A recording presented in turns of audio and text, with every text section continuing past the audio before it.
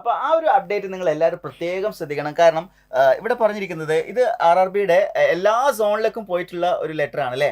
അതായത് 2019 കുറച്ച് പേരൊക്കെ അത് അവെയറായി വന്നിട്ടുണ്ട്. ഇപ്രാവശ്യം എന്തായാലും ഒരുപാട് മലയാളികൾ റെയിൽവേയുടെ ഈ ഒരു എക്സാം ഒരു സെൻട്രൽ ഗവൺമെന്റ് ജോബ്. അപ്പൊ ഇനി നമുക്ക് എക്സാം ഏകദേശം എന്ന് എക്സ്പെക്ട് ചെയ്യാന്നുള്ളത് ഒരുപാട് പേര് ചോദിക്കുന്നതാണ്. അപ്പൊ ഞാൻ കഴിഞ്ഞ പ്രാവശ്യത്തെ നോട്ടിഫിക്കേഷൻ നോക്കിയ സമയത്ത് നോട്ടിഫിക്കേഷൻ വന്ന് ജനറൽ ടെക്നിക്കൽ അതായത് ടെക്നിക്കൽ സബ്ജക്റ്റുകളിൽ പ്രോബ്ലം ചെയ്യുന്ന സമയത്തൊക്കെ ഒരുപാട് ടൈം കൺസ്യൂം ചെയ്യുന്നു, അല്ലെങ്കിൽ പെട്ടെന്ന് ചെയ്യാൻ പറ്റുന്നില്ല എന്നൊക്കെ രീതിയിലുള്ള ഒരുപാട് പറയുന്നുണ്ട്. പക്ഷെ അതിനകത്ത് സാർ ഇനി ഒരു അപ്ഡേറ്റ് വരാനുള്ള ചിലപ്പോൾ വെർച്വൽ കാൽക്കുലേറ്റേഴ്സ് പെർമിറ്റ് ചെയ്യാൻ പറ്റുമെന്നുള്ള ഒരു ഹായ് ഓൾ, എല്ലാവർക്കും നമസ്കാരം. എൻട്രിയുടെ ടെക്നിക്കൽ യൂട്യൂബ് ചാനലിലേക്ക് സ്വാഗതം. ഇന്നത്തെ വീഡിയോ എന്ന് പറയുന്നത് നമ്മുടെ RRB JEE എക്സാമിനെ കുറിച്ചിട്ടൊരു ഇമ്പോർട്ടൻ്റ് ആയിട്ടുള്ള അപ്ഡേറ്റ് തരാൻ വേണ്ടിയിട്ടാണ്. അപ്പോൾ നമ്മൾ ഓൾറെഡി ഡിസ്കസ് ചെയ്തിട്ടുള്ള ഒരു കാര്യം തന്നെയാണ്. എന്നാലും ഈ അപ്ഡേറ്റ് വീണ്ടും നമ്മൾ ഡിസ്കസ് ചെയ്യാനുള്ള ഒരു പ്രധാനപ്പെട്ട കാരണം എന്ന് പറയുന്നത് RRB JEE എക്സാമിനേഷനിൽ യാതൊരു തരത്തിലുള്ള ഡിലേ എന്ത് ചെയ്യുന്നില്ല വരുന്നില്ല എന്നുള്ളത് തന്നെയാണ്. അപ്പോൾ ആ ഒരു അപ്ഡേറ്റ് നിങ്ങൾ എല്ലാവരും പ്രത്യേകം ശ്രദ്ധിക്കണം. കാരണം ഇവിടെ പറഞ്ഞിരിക്കുന്നത് ഇത് RRBയുടെ എല്ലാ സോണിലേക്കും പോയിട്ടുള്ള ഒരു ലെറ്റർ ആണ് അല്ലേ. അതായത് എക്സിക്യൂട്ടീവ് ഡയറക്ടർ അയച്ചിട്ടുള്ള ഒരു ലെറ്റർ ആണ്. അപ്പോൾ അതിൽ കൃത്യമായിട്ട് പറഞ്ഞിരിക്കുന്നത് ജൂനിയർ എഞ്ചിനീയേഴ്സിന്റെ വേക്കൻസി അസസ്മെന്റ്, ആ ഡേറ്റ് ശ്രദ്ധിക്കണം, ജൂൺ 2025 വരെയുള്ള വേക്കൻസി അസസ്മെന്റ് കംപ്ലീറ്റ് ചെയ്യാനാണ് പറഞ്ഞിരിക്കുന്നത്. അതായത് അടുത്ത വർഷം വരെ, ഈ ജൂൺ തുടങ്ങി അടുത്ത വർഷം ഒരു വർഷത്തിനുള്ളിൽ എത്ര വേക്കൻസി വരുന്നുണ്ടോ അത് മുഴുവനും. അപ്പൊ വേക്കൻസി എത്രത്തോളം വരുന്നതാണ് മിസ്സിന്റെ ഒരു കാൽക്കുലേഷൻ? കഴിഞ്ഞ തവണ നമുക്ക് 10,000 പ്ലസ് ഉണ്ടായിരുന്നു, 13,000 പ്ലസ് ഉണ്ടായിരുന്നു. പക്ഷെ ഇത്തവണ അത്രയും വരത്തില്ല. കാരണം ഒരു പ്രധാന കാരണം 4 വർഷം കൂടുമ്പോഴായിരുന്നു RRB എക്സാംസുകൾ റിപ്പീറ്റ് ചെയ്യാറുള്ളത്. പക്ഷെ ഇനി ഇയർലി എക്സാംസ് നടക്കാൻ പോവുകയാണ്. അപ്പൊ വേക്കൻസി കഴിഞ്ഞ പ്രാവശ്യത്തെ അത്ര വരാൻ സാധ്യത ഇല്ലെങ്കിലും ഇനി എല്ലാ വർഷവും എക്സാംസുകൾ വരുന്നത് കൊണ്ട് തന്നെ നിങ്ങൾക്ക് വേക്കൻസി ഒരിക്കലും എന്തായി പോകുന്നില്ല, മിസ്സായി പോകുന്നില്ല, വരാനില്ല. Okay, yes.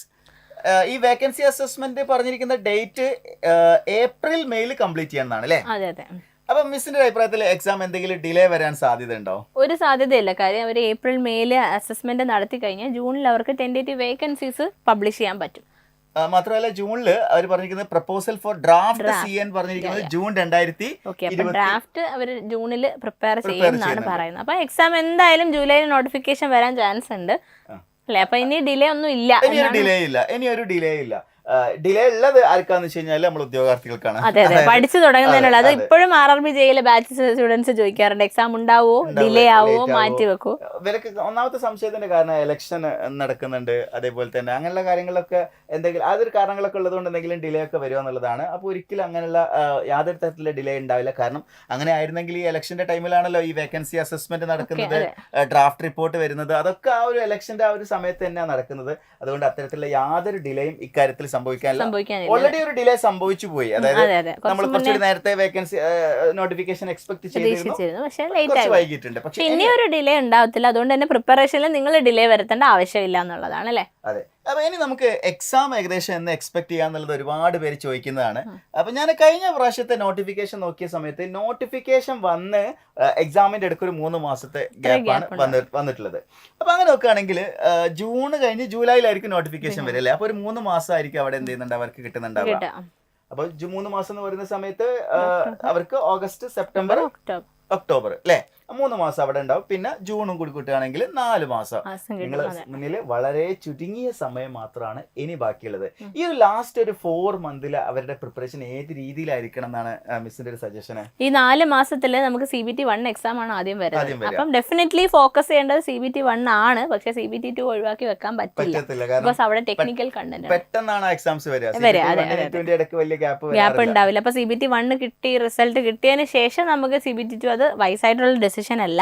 CBT 1 ഒപ്പം തന്നെ CBT 2 എല്ലാ ദിവസവും ഡെഫിനറ്റ്ലി പഠിച്ചിരിക്കണം. പിന്നെ ക്വസ്റ്റ്യന്റെ ലെവൽ CBT 1 നല്ല എളുപ്പമായിരിക്കും. കാര്യം അതിന്റെ മാർക്ക് എവിടെയും നമ്മുടെ റിക്രൂട്ട്മെന്റിൽ എടുക്കത്തില്ല, ജസ്റ്റ് ഒരു ക്വാളിഫയിങ് ക്രൈറ്റീരിയ മാത്രമാണ്. അതുകൊണ്ട് തന്നെ ഡെഫിനറ്റ്ലി നിങ്ങൾ കോൺസെൻട്രേറ്റ് ചെയ്യേണ്ട CBT 2 തന്നെയാണ്.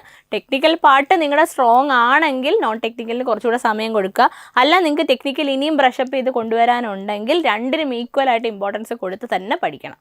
കാരണം നോൺ ടെക്നിക്കലിന്റെ കാര്യം പറയാന്നുണ്ടെങ്കിൽ ശരിക്കും അതിൽ ചെറിയൊരു ഡേഞ്ചർ സോൺ കൂടി ഉണ്ട് അതിൽ. കാരണം നോൺ ടെക്നിക്കൽ നമ്മൾ ക്വാളിഫൈ ചെയ്യാൻ കഴിഞ്ഞില്ലെങ്കിൽ ഉള്ള ഒരു പ്രശ്നമില്ല. അതെ അതെ അതെ. അതുകൊണ്ട് എന്തായാലും നമ്മൾ ക്വാളിഫൈ ചെയ്തിരിക്കണം. അപ്പോൾ ക്വാളിഫയിങ് മാർക്സ് നമുക്ക് കിട്ടിയാൽ മാത്രമേ CBT2 നമുക്ക് അപ്രോച്ചബിൾ പോലും ആവത്തുള്ളൂ. അപ്പോൾ ആ ഒരു ഇത് നമ്മുടെ മനസ്സിൽ തന്നെ വേണം. പിന്നെ മാത്സ്, ഫിസിക്സ്, കെമിസ്ട്രി ഒക്കെ ചേർന്നിട്ട് നല്ലൊരു വെയിറ്റേജ് കിട്ടുന്നുണ്ട്. അത് ടെക്നിക്കലി ബാക്ക്ഗ്രൗണ്ട് ഉള്ളവർക്ക് ബുദ്ധിമുട്ടുള്ള സബ്ജക്ട്സ് അല്ല ഇത്. എളുപ്പത്തിൽ സ്കോർ ചെയ്യാൻ പറ്റും. പിന്നെ അവയർനെസ്സും ജനറൽ നോളജും ഒക്കെ ഉള്ള ആയിരിക്കും ഇവർക്കൊക്കെ ഒരു ബുദ്ധിമുട്ടുള്ളത്.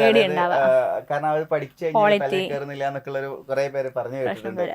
അതേപോലെ തന്നെ ഈ ജനറൽ ടെക്നിക്കൽ, അതായത് ടെക്നിക്കൽ സബ്ജക്റ്റുകളിൽ പ്രോബ്ലം ചെയ്യുന്ന സമയത്തൊക്കെ ഒരുപാട് ടൈം കൺസ്യൂം ചെയ്യുന്നു, അല്ലെങ്കിൽ പെട്ടെന്ന് ചെയ്യാൻ പറ്റുന്നില്ല എന്നൊക്കെ രീതിയിലുള്ള ഒരുപാട് പറയുന്നുണ്ട്. പക്ഷെ അതിനകത്ത് സാർ ഇനി ഒരു അപ്ഡേറ്റ് വരാനുള്ളത് വെച്ചാൽ ചിലപ്പോൾ വെർച്വൽ കാൽക്കുലേറ്റേഴ്സ് പെർമിറ്റ് ചെയ്യാൻ പറ്റുമെന്നുള്ള ഒരു ഇതുണ്ട്. അപ്പോൾ അങ്ങനെയാണെങ്കിൽ CBT2ന്റെ സമയത്ത് വെർച്വൽ കാൽക്കുലേറ്റേഴ്സ് പെർമിറ്റഡ് ആണെങ്കിൽ കുറച്ചുകൂടെ കാൽക്കുലേഷൻ സൈഡ് കൂടിയ പ്രോബ്ലംസ് വരാം.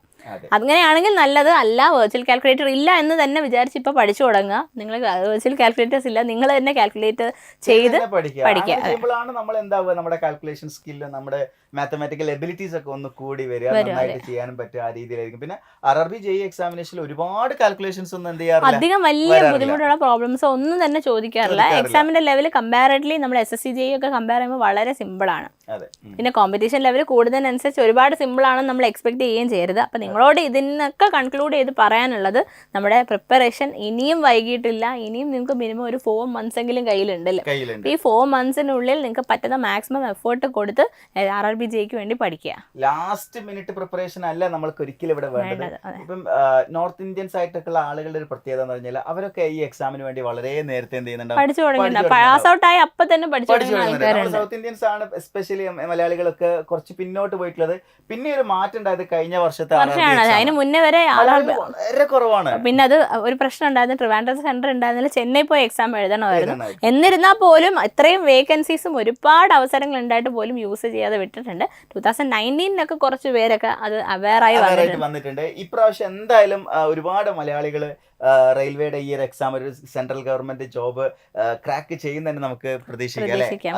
എൻട്രിയിലൂടെ തന്നെ നിങ്ങൾ എന്ത് ചെയ്യുക, നേടിയെടുക്കാൻ ശ്രമിക്കുക. കാരണം എൻട്രിയുടെ ഏറ്റവും മികച്ച അധ്യാപകരുടെ ഏറ്റവും എഫക്റ്റീവ് ആയിട്ടുള്ള ഗോൾഡ് ബാച്ച്, നമ്മളൊരു പുതിയൊരു ഗോൾഡ് ബാച്ച് ജൂണിൽ സ്റ്റാർട്ട് ചെയ്യുന്നുണ്ട്. അപ്പം നമ്മുടെ ഗോൾഡ് ബാച്ചസിൽ നമുക്ക് അറിയാം, ഇപ്പോൾ ഓൾറെഡി നമ്മുടെ ഗോൾഡ് ബാച്ചസ് യൂസേഴ്സിനെ അറിയാം. നമ്മൾ ലൈവിൽ അവർ ഇൻഡിവിജ്വൽ അറ്റൻഷൻ, അവർ അൺമ്യൂട്ട് ചെയ്ത് വരെ ഡൗട്ട് ചോദിച്ച് പഠിക്കുന്ന ആൾക്കാരുണ്ട്. അപ്പോൾ നിങ്ങൾ ഇനിയും തുടങ്ങിയിട്ടില്ലെങ്കിൽ കംപ്ലീറ്റ് ചെയ്ത് ഇവരോടൊപ്പം എത്താനായിട്ട് വേഗം തന്നെ നമ്മൾ പ്രിപ്പറേഷൻ സ്റ്റാർട്ട് ചെയ്യുക. ഇനി ഒട്ടും സമയം പാഴാക്കാനില്ല.